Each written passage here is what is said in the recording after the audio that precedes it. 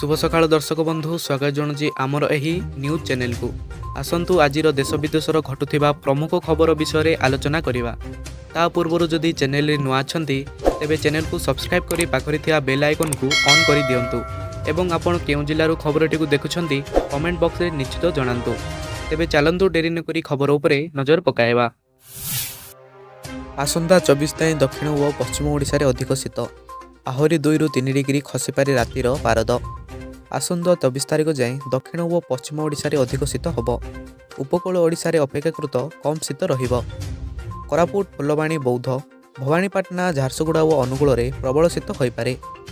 पाणीपाग विभाग एभली आकलन करिछि। वरिष्ठ कृषि पाणीपाग विशेषज्ञ सुरेंद्रनाथ पशुपालक कहिसंती नुआ वर्ष आरंभ जाए शीत जारी रहिब। राति तापमात्रा मझिरे मझिरे 1 ରୁ 2 डिग्री बढ़िपारे बा कमिपारे। शिशिरपात मध्य जारी रहिब। उपकूल जिलार किछि स्थान रे पतला कुहुड़ी होइपारे किंतु घन कुहुड़ीर आशंका नाही। पाग सुखिला खराटिया और मेघमुक्त रहिब। डिसेम्बर 25 रे भुवनेश्वर राति तापमात्रा प्राय 15 डिग्री पाखापाखि रहिब। 31 रे पारद 12 ରୁ 13 डिग्री रहिपारे। चाषी को परामर्श दे कहिसंती तली पड़िथिबा स्थान रे राति रे कला पॉलिथिन घोड़ांतु। पनीपरिया तली रहिबा परे कागज डुंगा टपी करी राति रे घोड़ांतु।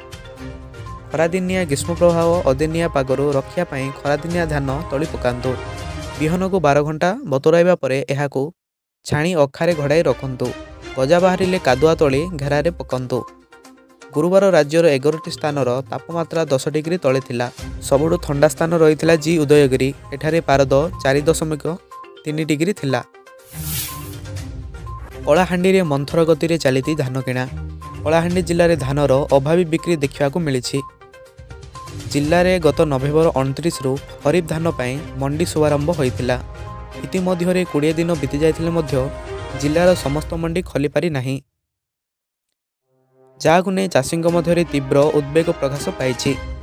जिला जोगाण विभाग मिलिथिबा सूचना अनुसार जिले में गुरुवार सुधा 7464 जन चाषी 3,50,418 क्विंटाल धान बिक्री करिसंती।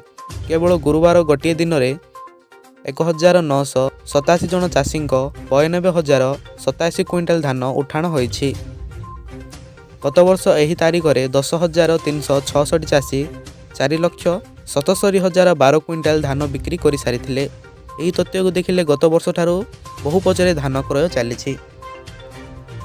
वर्तमान जिलार 230 टी मंडी 200 टी खोलिथिबा बेले 83 मिलर्स 74 जन चुक्तिनामा करिसंती।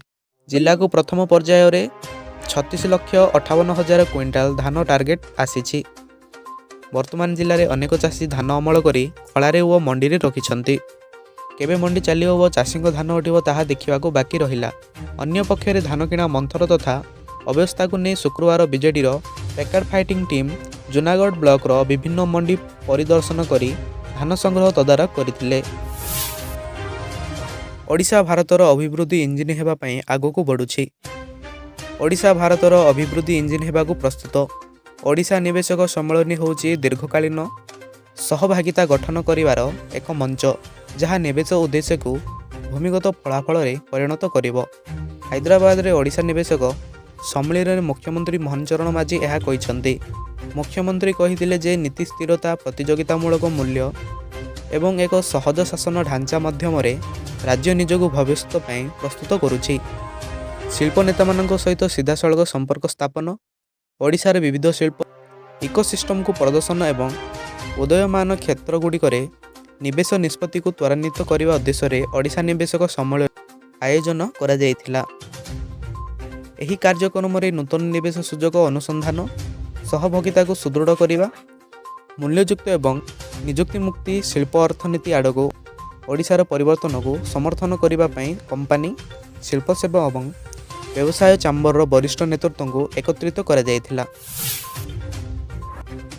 मंडी खोलिबा दाबी रे जिलापाल ऑफिस सम्मुख रे धारणा देले चाषी। बलांगीर जिलार अधिकांश मंडी ए जाए खोली पारि नाही, जहा फल चाषी माने धान बिक्री न करि पारि हैराण हरकत होउछंती। तेणु शनिवार जिला कृषक संघ तरफ बलांगीर जिलापाल कार्यालय सम्मुख रे धारणा दिया जायथिला। बलांगीर जिले में तुरंत सबु मंडी खोलिबा, कटणी छटणी बंद करवा, मंडी रे सीसी कैमेरा लगाइबा ଓ ଚାଷୀର ସବୁ ଧାନ ସରକାର କିଣନ୍ତୁ ବୋଲି ଦାବି କରିଛନ୍ତି ଆନ୍ଦୋଳନକାରୀ। ମୁଖ୍ୟମନ୍ତ୍ରୀଙ୍କ ଉଦ୍ଦେଶ୍ୟରେ ଜିଲ୍ଲାପାଳଙ୍କୁ 7 ଦଫା ଦାବିପତ୍ର ପ୍ରଦାନ କରିଥିଲା ଜିଲ୍ଲା କୃଷକ ସଂଘ। ଜିଲ୍ଲାପାଳଙ୍କ ଅନୁପସ୍ଥିତିରେ ଅତିରିକ୍ତ ଜିଲ୍ଲାପାଳ ବିଜୟାନନ୍ଦ ସେଠୀଙ୍କୁ ଦାବିପତ୍ର ପ୍ରଦାନ କରାଯାଇଥିଲା। पेट्रोल एवं डीजेल दर में सामान्य परिवर्तन जानतु आजिर दाम। गाड़ी में पेट्रोल किंबा डीजेल पकड़ा पूर्व जानिनियंतु दर। प्रतिदिन तेलर नुआ दर निर्धारण करा जाय थाए। आज भुवनेश्वर में पेट्रोल दर 101 टंका 11 पैसा टंका रही बेले डीजेल दाम प्रति लिटर पिछा 92 टंका 69 पैसा रही।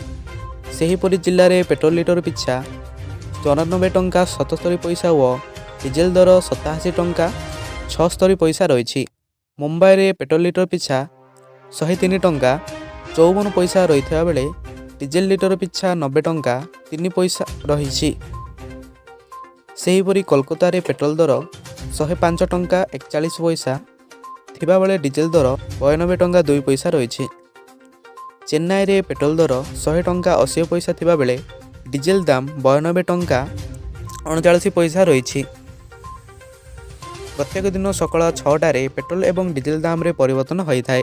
पेट्रोल एवं डीजेल मूल्य रे एक्साइज ड्यूटी डीलर कमिशन एवं अन्यान्य जिनिस जोड़िया परे यार मूल्य प्राय द्विगुणित हुए। वैदेशिक मूल्य सहित अंतर्जातीय बजार में असंदिग्ध मूल्य उपर निर्भर करी पेट्रोल एवं डीजेल मूल्य प्रतिदिन बदली थाए।